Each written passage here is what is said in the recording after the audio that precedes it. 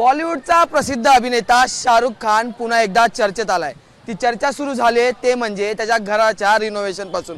माझ्या समोरची ही दृश्य बघतात हे तेच घर आहे जिथे शाहरुख खान वास्तव्यास आहे। मन्नत म्हणून हा बंगला वांद्रे परिसरात आहे, वांद्रे पश्चिमच्या परिसरात, आणि ह्याचं रिनोव्हेशनचं काम जे ते सुरू असलेलं आपल्याला समोर पाहायला मिळते।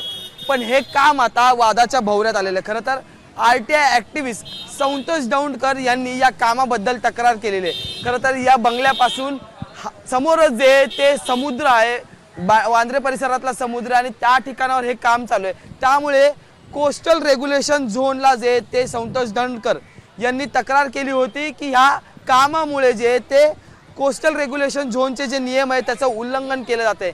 आणि ह्या तक्रारीनंतर खरं तर पालिकेच्या अधिकाऱ्यांकडून ह्या संपूर्ण कामाची जी आहे ती पाहणी करण्यासाठी एक पथक जे ते ह्या ठिकाणी दाखल झालं होतं। त्यासोबतच वन विभागाचे अधिकारी सुद्धा ह्या ठिकाणी आल्याची माहिती जी आहे ती समोर आलेली।